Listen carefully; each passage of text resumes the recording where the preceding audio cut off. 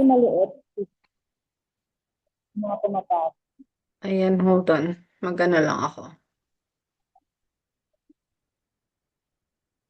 Afternoon.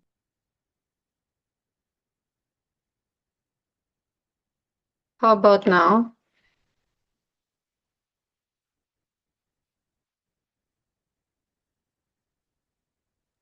Since medyo malaki na, okay na siya.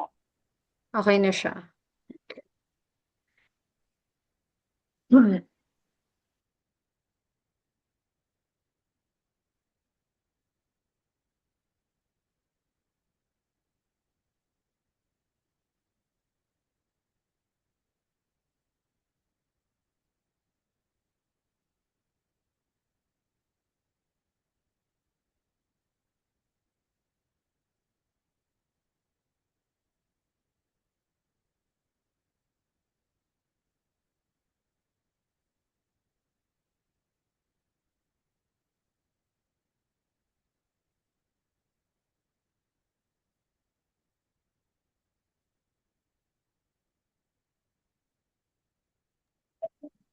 Is okay na? Start na Start na tayo. tayo?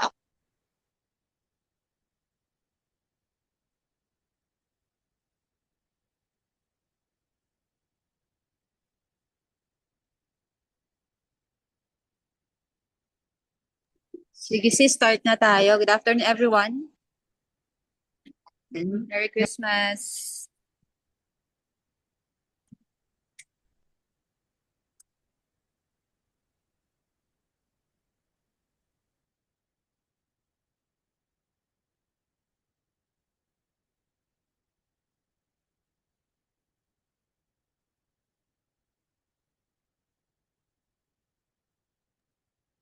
Guys, rinig ba ako?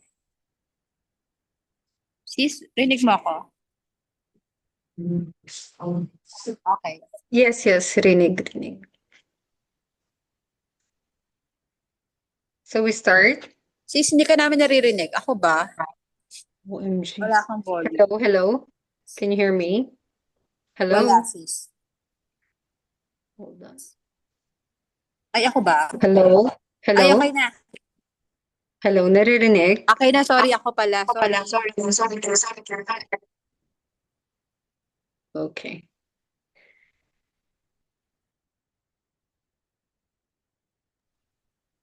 Okay, I think we can start. Good afternoon. Magandang hapon sa lahat ng attendees natin for today. So, thank you so much for taking your time to, of course, attend our webinar for today entitled, ayun nga, paano tayo mag-communicate ng um, ng ating FS to our clients without the jargon. So we have here the title, From Numbers to Narratives, Communicating Financial Statements Without Jargon. So I'm sure some of our attendees here are already practicing for years. Maybe yung iba is bago pa. For those who have been practicing for years, of course, may experience na kayo on how the clients are um, reacting when you're explaining the financial statement, how we educate our clients also sa financial statement. Siyempre, hindi nila maintindihan yan. And sometimes, of course, since our environment is the Excel sheets, the numbers, the FS, yung mga colleagues natin na accountant din ang friends natin. So, sometimes to us, it's normal to use some words or our jargons na hindi nagagets or hindi naiintindihan ng ating clients. So, the goal of this webinar is for us to understand kung ano yung impact when we make our clients understand what we are trying to say through the FS. So, bakit nga ba? Why do the clients struggle with the financial statements? So, unang-una sa lahat, yung financial statements kasi ang design nito, since accountants naman ang gumawa, mga lawmakers ang gumawa yung mga standards natin for accounting, IFRS, BFRS, accounting for SMEs, ganyan. Since accountants ang gumawa, it's not designed for business owners unless they have accounting knowledge as well. So they struggle with the financial statement kasi sa kanila, um, they only want to know about their money, about their business, about their profit, but it's written in a way that is not designed for them. So when we use jargon, when we start to explain it to them sa accountant language nila, it creates confusion instead of clarity. So to us as speakers, it's clarity kasi tayo nakikita natin eh. So alam na natin ano yung standing ng business nila, successful ba, nag-improve ba for this year or nag-decline ba? But for them, it's just creating confusion. So minsan din, since hindi nila naiintindihan, na-try nyo na ba yun? Like, for example, you're explaining ito yung financial statement nyo, ito yung performance for this year, and then they just nod. So, okay lang sila. Pero at the end of the day, halimbawa in the future, after 2 months, 3 months, magtatanong sila about it. And then hindi pala nila naintindihan yung in-explain natin na FS. So, the cost of this thing, if nag-struggle sila na maintindihan yung financial statements, of course, they have poor understanding for their decisions. So, before kasi, ang kailangan lang nila, I mean, the accountant's role before is just for record keeping, makasubmit lang sa BIR, makasubmit sa SEC, magawa yung FS. Yun lang dati yung concern nila. But right now, I think there is a change and we can see the change naman dun sa businesses right now for the business owners, entrepreneurs. They want to understand the FS, the performance of their business para sa decision making. Like for example, mag-open sila ng branch or may different products sila. Kumikita ba lahat? Alin yung hindi kumikita? Alin yung gastos nila na pwede nilang ikat?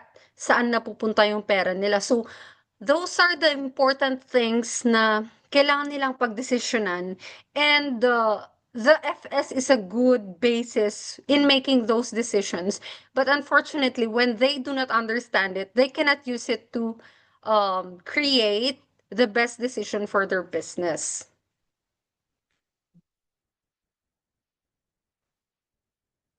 Okay.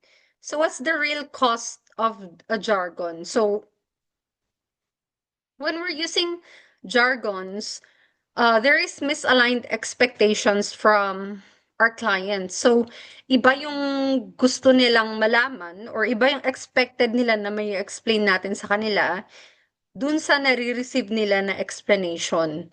And of course, hindi sila confident dun sa numbers ng FS nila. So, I have clients also. I'm practicing, by the way, I'm practicing also in the Philippines as an accountant. Most of my services are in MAS, Management Advisory Services, tsaka taxation din. So, sometimes, ayun nga, kung hindi nila naintindihan, hindi sila confident about dun sa numbers. Ito ba talaga yung kinita ko? Ito ba talaga yung pera na meron sa akin? Ito ba talaga yung growth ng business ko? And of course, if you have clients also, some of my clients, they have investors as well. Syempre, pag mag-explain din sila dun sa investors nila, hindi sila confident dun sa financial data or financial information na binigay natin through the FS. So, another cost of that is yung paulit-ulit tayo ng explanation sa kanila. So, instead of them, like when they receive the FS, maintindihan na nila, siguro mga konting discussion lang. I'm not sure if you have this meetings, also regular meetings with your clients regarding their FS, internal FS nila, ganyan, management FS, ganyan. So, kailangan nating ulit-ulitin minsan yung explanation because they don't understand because of the jargon that we are using. So, one other cost is the missed advisory opportunities. So, we could have had a lot of advisory opportunities na pwede nating magawa. But since they do not understand how we speak or how we communicate, we are missing the opportunity of taking those advisory opportunities. Okay? Ayan. So, dito kasi tayo nagkakaiba. accountant thinking versus client thinking. So as accountants, we are focusing on structure, of course. Yung structure ng FS natin, yung format, kung tama ba yung mga um, kung accurate ba yung financial information na nakalagay doon, yung mga schedules natin, nagmamatch ba siya dun sa balance sheet or sa income statement, yung mga notes natin, nagmamatch ba siya. So we are focused on the structure and the technical accuracy of our accounts. Aside from that, syempre yung classifications din, tama ba yung nalagay natin na classifications? With reporting for taxation, tama bang nilagay natin yung mga expense na yun for that classification or baka madi-disallow siya, baka may disallowance under the law for those kinds of for that kind of deduction or classification, mga ganyan. So, yun yung focus natin para maging tama siya for the compliance or for regulatory purposes. Pero ang focus ng clients natin is the profit. Kumita ba ako? May pera ba dun sa business? Ano yung mga risk na meron right now for the business? And of course, yung decision na kailangan nilang gawin relating to that. So, we see here the difference ng perspective. So, ano yung goal natin as accountants? Tsaka ano yung goal ng clients natin? But of course, for us right now, since we are in a very competitive environment as well. Madami na ding accountants, although they say there's a shortage of accountants, but of course, may iba't ibang ano na ngayon eh, iba't iba ng iba't ibang ways yung mga accountants. Kumbaga lahat na is they are trying to be more, I mean, to adjust to the business environment din. So, going back to the point na we should also focus on what the clients focus on. So it's good that we focus on our thinking, of course, the compliances, SEC, ganyan. But we have also to consider the clients. Kasi it's important for us, as I always say, we accountants are part of nation building because we are helping these businesses. So, kailangan din nating i-address yung needs nila. Otherwise, they wouldn't be confident. I mean, they wouldn't see the purpose of having an accountant for advisory purposes. Okay. So, what do clients? Ano ba talaga ang gusto ng clients na malaman? So, una, am I making money? Kumikita ba ako? So, dyan na yung na-address dun sa P&L natin, ano? So, they want to know. So, kahit nasabihin natin, no, ito na yung, ano, ito yung, kasi I know some of the services that we offer are just for BIR compliances, ano? Meron yung iba na clients natin na just for BIR compliances. Meron din yung iba na for, gumagawa din tayo ng internal FS nila. So, right now, if we want to be more competent in the market with our professional services, if we want to be relevant also to the business owners, it's better that we are helping them in their decision making regarding their businesses. So, ito yung mga gusto nilang malaman. Am I making money? Second is, where is my cash going?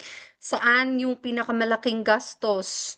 Lahat pala napunta sa halimbawa pag restaurant yan, napunta sa food cost. Yung food cost pala nila is nasa 50% na ganyan or 60% or 40%, which is high already. So, yun yung mga gusto nilang malaman. Saan napupunta yung pera?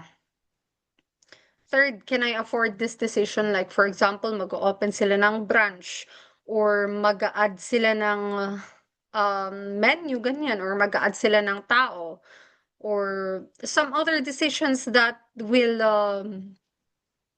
require additional investment dun sa business. So they want to know if they can afford it. They want to know ilang years kaya mababalik yun based on the past experiences, based on the sales, based dun sa projection natin of the future. Ano kaya yung turnover turnover period or ano kaya yung return ROI ng additional investment nila in case they do that. And ito nga yung nabanggit ko kanina, nag-i-improve ba yung business ko or nagde-decline ba? Hold on. Give me 1 minute.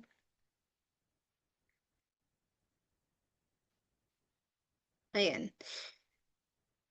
So these are what the clients want to know, and these are the questions also that we must address every time we have that meeting with them.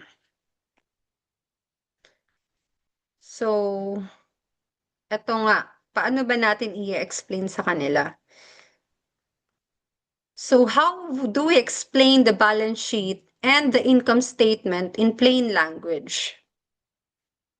So ito yung balance sheet, assets equals liabilities plus capital. It shows what the business owns.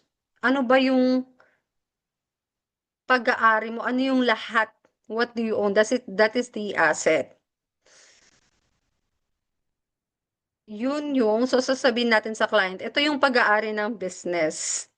These are your assets. And then second, yung liability, these are what you owe. Ito yung mga utang nyo.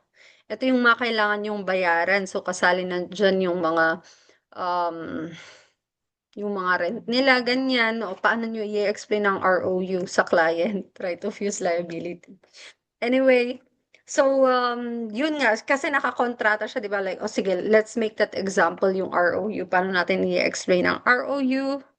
Lease liability is, since nakakontrata kayo dun sa landlord nyo or landlady or dun sa building na inupahan nyo ng 3 taon, so liability mo siya ng 3 taon. Kasi previously, di ba, ano to, expense to ang rent. Pero ngayon, under asset and liability na siya. So, ayun, basically what the business owes. So, ito yung mga utang nyo. So, when we explain to the business owners, it's easier for them to understand. And then, yan, pag nag-explain tayo ng current and non-current liability, so ito yung mga babayaran nyo within 1 year. Ito yung babayaran nyo ng long term or mas mahabang panahon kaysa sa 1 taon. So, our focus is for them to understand. It's not that we should look smart or we should look very knowledgeable. Pero ang focus natin is naiintindihan ba nila? For them to understand the financial statement. So, and magkano? Okay, so that is asset, what the business owns. Second is what the business owes, which is the liability. And then the third is what's left for the owner. So, ito na yung owner's equity. So, may cash ka. So, ito yung explanation. Halimbawa, you have a cash. O sige, may cash ka na 1 million. Pero hindi mo yan pag-aari. Kasi may liability ka na 700,000. So, ibig sabihin, pagkatapos mong bayaran lahat ng utang, lahat ng nakalaan for your mga pinagkakautangan mo, yung 300,000, yun lang ang natitira sa'yo. So, kahit na pag-aari mo yan lahat ng assets na yan, mga sasakyan, mga ano, pagtatanggalin lahat yung mga kailangang bayaran, yun na yung natitira na sa'yo talaga. So that is the owner's equity. So we are giving a snapshot of the financial position of the businesses or the owners, the entrepreneurs at a point in time. So ma-explain din natin dito, like for example, last year, ito yung what's left for the owner, ito yung equity mo.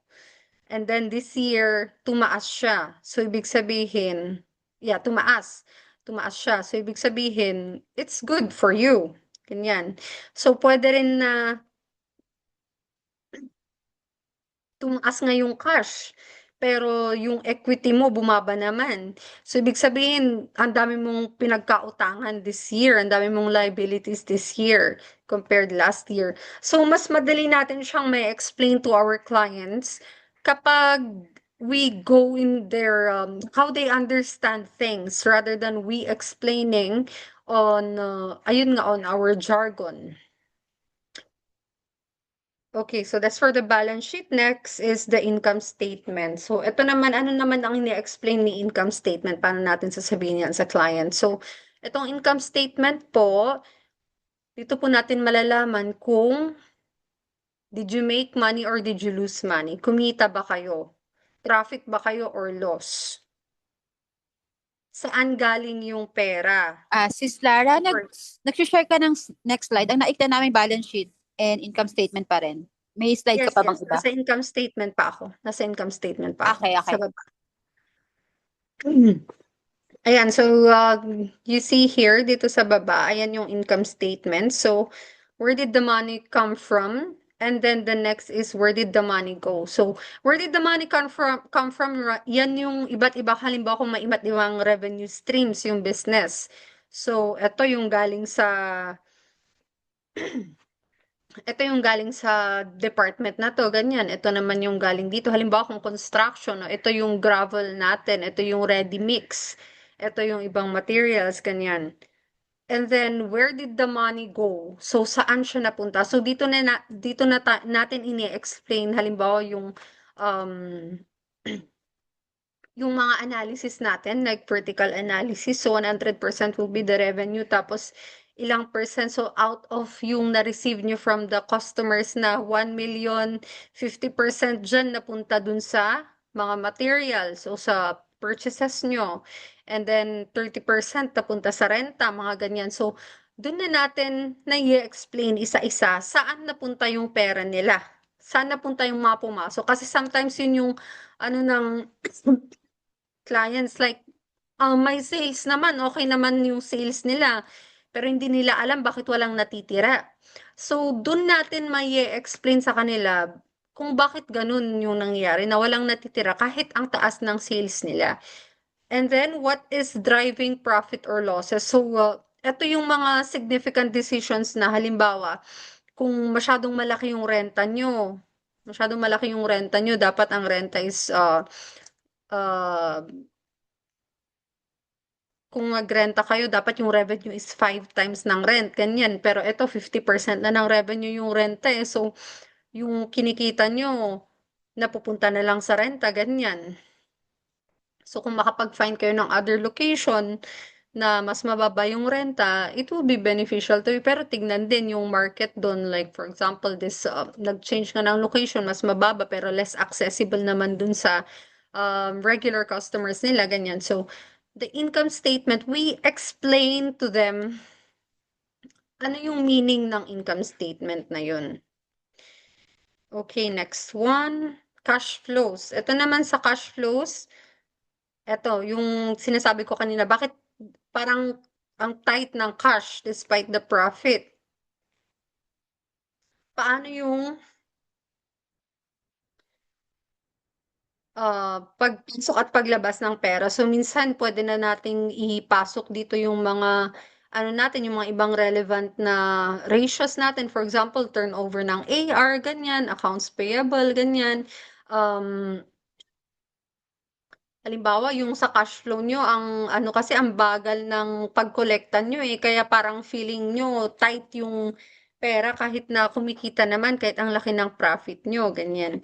And then yung differences ng cash flows from operations, cash flows from investing, tsaka financing. So, hindi natin magagamit itong mga terms na to sa kanila. So, ito yung kailangan nating i-translate in their plain language. So now, ito yung mga ibang simple jargons, some of the jargons na pag-usapan na natin kanina, like for example, ito AR. So ano ba yung AR? Baka sabi nila acknowledgement receipt, ganyan. So AR, accounts receivable, yun yung utang ng mga clients or customers sa inyo. Accounts payable, yun yung mga kailangang bayaran na bills. Accrued expenses, ito yung mga ito yung mga pagkakagastusan na ano ba yung incurred but unpaid. Kumbaga kailangan na nating bayaran kasi nabigay na sa atin, halimbawa yung service, ganyan, or nagamit na natin yung service, pero hindi pa natin nabayaran. And then depreciation. Paano natin i-explain ang depreciation sa clients? So, ang simpleng explanation po niyan, yung binili po natin na sasakyan halimbawa, hindi po natin yun papakinabangan ng 1 taon lang. Kaya hindi siya agad ibabawas na gastos natin. Papakinabangan natin yan ng sabihin nating 5 taon, kaya hahati-hatiin natin yung pinambili natin dun sa 5 taon kapag binabawas natin siya dun sa kita natin. So, yun yung spreading asset cost over time. So there are also a lot of business jargons na pwede nating sabihin plainly to our customers, especially dun sa pag-explain natin ng balance sheet and income statement. So we have a simple rule for communication on our clients. Focus on impact and not on the terminology. 'Di ba? Kasi sometimes ang mga accountants kaya sabi nila hindi maintindihan kasi we are focusing on the terminology, mga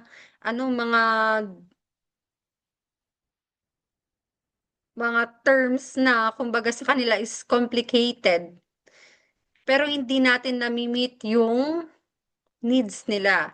Like for example, we will look smart nga kasi plain English lahat tapos puro numbers about finances, about ganyan, pero hindi nila naintindihan. So walang impact sa kanila. And some of the business owners also or most of them have no accounting background. And some are even not even college graduates ganyan. But they are good in business. Magaling sila sa pagnegosyo, magaling sila sa pagkuha ng revenue, ganyan, pagtipid ng expenses. But they don't know about the terminologies. So what we should focus on if we want to build a better brand to our clients is yung impact natin sa kanila. Okay. So this is a 3-step explanation framework. So whenever we explain something, ito yung una, yung context, CMA. Context, meaning, and action. So, context, what are we looking at? Ano ba tong tinitignan natin? Halimbawa, yung income statement. So, ito po yung income statement. Meaning, what does it tell us? So, dito po, pinapakita kung kumita kayo o hindi. So, ito po yung revenue nyo. Ito yung mga ibang pinanggagalingan ng sales nyo from A, B, and C services. So, makikita nyo po, pinakamataas po dito dun sa B. So, si C, medyo mas mababa po siya. So, si A, ayun, ganun din. Pareho sila ni B, mga ganyan. So, what does it tell us? Dun sa expenses, i-explain din natin isa-isa. So, ano yung pwede nating, kung gumagamit tayo ng comparative FS, pwede nating i-compare siya from last year. Halimbawa, last year po ganito yung performance nyo, ito yung kita nyo. And then this year, tumaas yung sales nyo, which is nice. Tumaas siya ng 20%. Pero tignan nyo po, bumaba yung profit nyo kasi nagtaas ng presyo yung mga suppliers nyo. Pero hindi kayo nagtaas ng price ng sales nyo, mga ganyan. So, doon na natin ine-explain yung meaning nung context or nung FS. And then, after that, so what? So, ito yung isang question lagi, so what? Which calls for the action. So, since ganun yung nangyari, so yun yung sinasabi ng FS natin na nangyari this year, ano yung kailangan nating i-improve next year? So, tamang-tama po ito, it's December already, and maybe next year, starting na tayo ng tax season natin. So, magsasummarize tayo ng mga FS, mga schedules, ganyan. So, it's the perfect time for us to apply this explanation framework and to lessen the jargon in using the jargon we are using in explaining to clients para mas maintindihan nila yung FS na pine-prepare natin. So, halimbawa dun sa income statement, so nasabi na natin yung what does it tell us, yung meaning. Next is we go to the action. So, next year, I think it's better po na either maghanap kayo ng ibang supplier or itaas nyo din yung price nyo, ganyan, or baka pwedeng bawasan tong mga expense na to, or itong revenue stream na po na ito ang baba na ng kinikita dyan.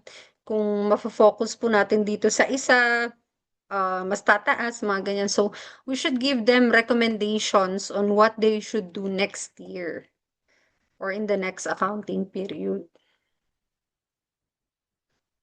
Ayan. So, halimbawa, ito, tumaas nga yung profit nyo, pero sa balance sheet, nag-decline naman yung cash.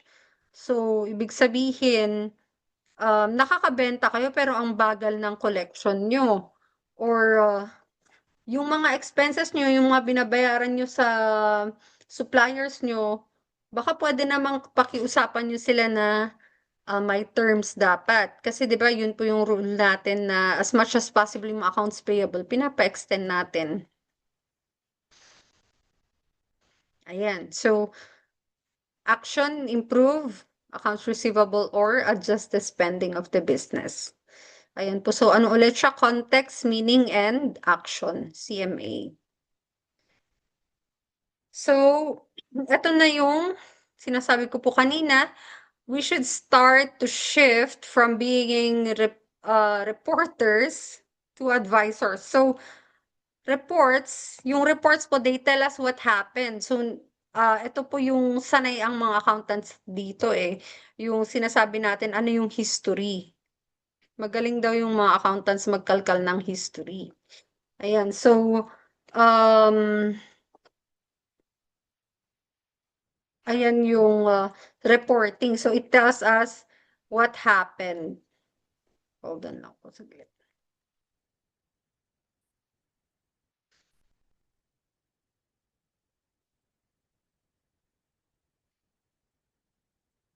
So, how do we shift from reporting to advisory? Yun po yung ini-explain natin kanina, yung sabi natin yung context, meaning, and then action. I-explain natin why it happened. So, bakit ganun yung nangyari dun sa FS or dun sa income statement. And then guidance which shows anong gagawin natin next year. So, financial statements are not just reports, but they are stories about the business. So, ang work po natin dito is storytelling. So, it's our job to translate the story for them to understand. So, hindi lang siya about reports. It tells us, ayun nga, yung pinaka-importante sa kanila, which is the decision making.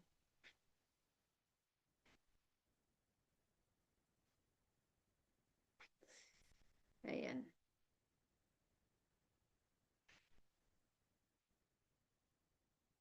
So, that's it. That's our simple explanation on how we can shift from reporting to advisory po without using the jargons. So thank you everyone for listening and for your time with us today. If you have any questions, you can send it in the chat box. Ayan, thank you Sis Lara. Pa-screenshot daw ng first page. Okay. Pa-type naman ng 1 if you find this discussion valuable. I think ako din natuto doon. Kasi minsan nakikipag-usap tayo sa client ng accounting words pero hindi naman kasi alam talaga ng client. Tama ba?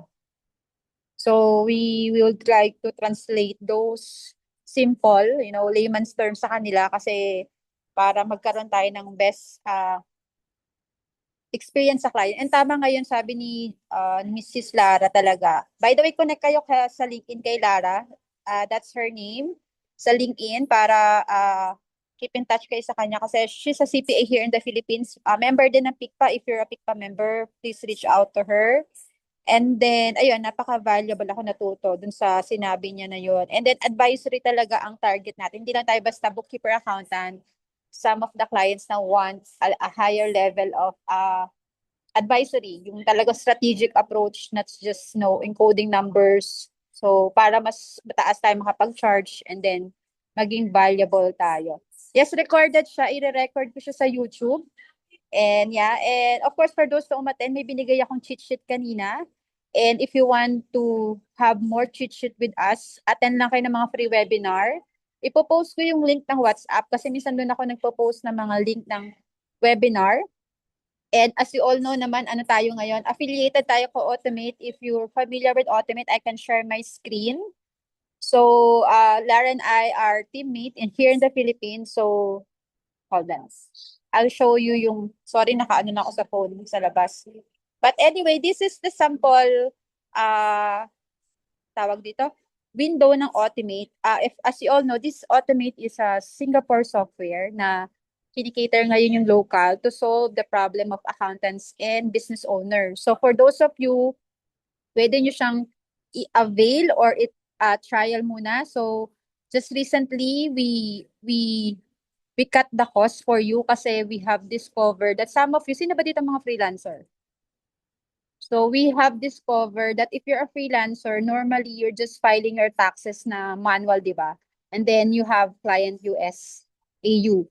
So we added already, before this is starter plan, walang multi-currency. So nag-add na kami. And then this is the price for freelancer and the opportunity for you for creating or subscribing this one is, of course, kapag nag-subscribe kayo, you will have your own referral link. Okay, so if I were you, if you can subscribe at least 7 days, but if you could avail this one, yung na-discuss ko last time kung naka-attend kayo kung paano makakapag-create ng invoice using Automate, ang ganda niya sa client perspective.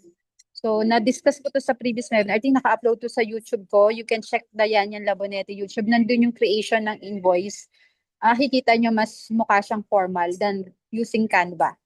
Okay, so just kahapon lang to na-update the other day.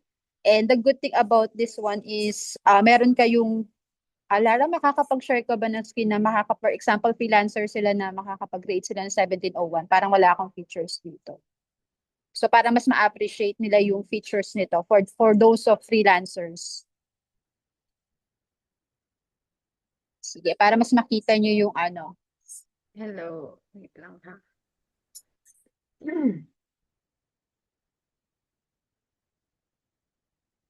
Hold on, give me a minute.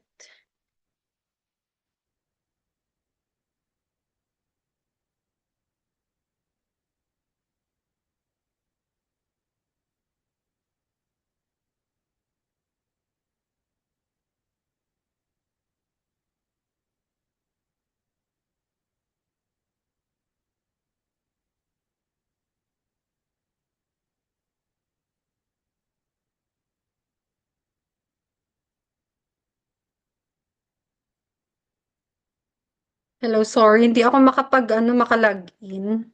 I'm using another laptop kasi. Hindi ko to Maybe we can invite you to another session for the demo ng proper I have demo ng natin. Yes. Sige, backup ito. Sige, ito pakita ko yung isang account. This is a sample tested. Itong sample. So, this is some trial encoding of account. So, dito kasi if you're a freelancer or a business owners, ang gustong-gusto ko talaga dito is the taxes portion wherein you can immediately, if you're individual and corporation, you can automatically see your tax. So, if you're a freelancer individual, yan, may mga dito, yearly business or professional. Then, if you're 8%, pero in case you're a company, for example, gusto mo na agad ma-compute yung tax mo without, guessing or yung anong figure lalabas based sa mga in-encode mo. Siyempre, of course, trash in, trash out. So, pero as an accountant, you should put all the data. Tama? Tapos, once encoded siya, it can generate the form immediately. I think si Miss Pinky, ayan, I think she's planning to avail as well. She would like to try the software. And Miss Emma is here. And I think Nora, yung tatlo. So, nakita nyo, dati nag-promo kami. So, ginawa na namin siyang mas mababa. So, again, ito talaga yung best part ng Automate is nakaka-generate na siya ng form. And you don't have to guess kung saan siya tatamang line, tama? Then you can automatically send to the client, ito yung babayaran natin, income tax due. So from this figure, you can already plan or strategy kung sometimes, di ba, alam naman natin, hindi natin nire-report lahat ng tax. So you could play around with the numbers, but basically, as a business owners, you already know how much you're going to pay, and of course the overview of your financial performance overall. Of course, meron naman ditong reports. Nandiyan siya, kompleto siya if you want to explore. And it's also a good opportunity as an accountant to really explore bookkeeping. So sometimes nahihirapan kayong mag-aral ng bookkeeping. Ito yung best platform to learn bookkeeping, taxation ng Philippines if you want to cater local market, which is there's a huge demand, lalo na ngayong, alam niyo na, year-end na. So ang daming nangangailangan ng tulong. So mas mapapabilis kayong maggawa ng form using this automate. Okay, so we will have another discussion kung gusto nyo pa ng mas in-depth doon, lalo doon sa tax part. Marami pa siyang features na hindi ko pa napakita. I think Clara is the best person talaga to deep dive doon sa mga features. For those of you, again, babalik ko lang doon sa screen ng subscription. You could try now. It's already 800 pesos na lang. Ay, 900, sorry. So you would like to avail this one. Just click manage subscription, then you will pay using GCash or PayMaya. Meron na rin kaming PayMaya and credit card. And again, the good part, you have your own referral link. If you have a client or any friends, meron kayong 10%, so another passive income for you aside from earning from serving local client. Okay, and then sa mga mag-a-avail, we could have a training for you para one-on-one. Let us know lang. Okay? Any questions so far? Question. And then ipapost ko lang ulit yung link. And then isisend ko yung link ng WhatsApp community kasi iba parang hindi ko nakikita sa WhatsApp. Tapos para if may questions kayo about the software and training na gusto nyong i-provide ni Lara, schedule lang natin. Siguro after Christmas na kasi nakalib na si Lara. Inano ko na lang ngayon. Excuse ko na lang si Lara. So thank you so much for accommodating si Lara. Isisend ko yung link ng group para doon tayo lahat. Wait lang May nagtatanong, recorded daw. Opo, recorded. Isend ko yung link. You could join sa mga nakikita kong wala ata sa WhatsApp. Madalas po guys, nasa WhatsApp kami para mas mabilis Wala. Okay, picture tayo and then I think we're okay na. And thank you so much, Lara. Ayan. Ayan, si Miss Emma, si Miss Nora, and si Pinky yung nakita kong alam ko mag-a-avail. So, grab na po ngayon habang mura pa. Ayan. Hindi man habang mura. Mura na talaga siya. Okay? Picture. Sino magpipicture? Wala akong screenshot. Sino merong dito? See you, Smiles. Smilesy. Ikaw, alam ko, mukhang ikaw yan. Sige. Thank you. Thanks, Sis Lara. Happy weekends na and Merry Christmas. Happy weekend, happy holidays, everyone. Pictures. Smile na lang ako, sis, Sino nagpipicture? Sino may picture? Sige, Ako sige. ba? Wala ako dito sa laptop. Hold on. Smile. One. Sige. Ay, Next. Charles. Nakita kita, Charles. Ayan, Nasa trabaho pa ata si Charles. Hindi ko makita yung iba. Sorry. Hold lang. Matagal. Okay na? Dali pa. Isa pa. From my Ilan side. ba tayo? Okay. Sandali. Hold on. I did not get everyone. Hold on. Save muna natin. Mabagal lang. Okay na. Dali po. Mabagal mag-save. Next. Next batch. 2, 4. Kulang po tayo. Sorry, I cannot see all the others. Thank you. Meron pa kami mga series of session. Maybe after Christmas na lang. If you want Clara to discuss. Again, just feel free to attend lang. Free naman yan. And namimigay kami ng cheat sheets like yung binigay ko kanina. Okay? Thank you so much, guys. Thank you. Thank you. Thanks, Lara. Bye-bye. Thank you, everyone. Bye.